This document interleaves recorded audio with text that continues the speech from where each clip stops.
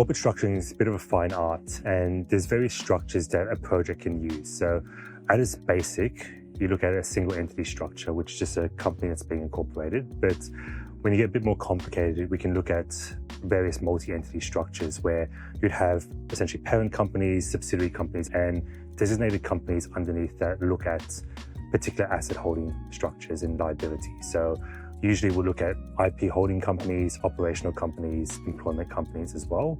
And what that does is segregate the assets of a company from third-party risk and from contracts where liability can arise. So when advising in this space, the first question is always around budgets. Realistically, we have to work within that. So if a project or founder are quite limited on budget, it may be the case that single entity structures are just the only option that's available to them.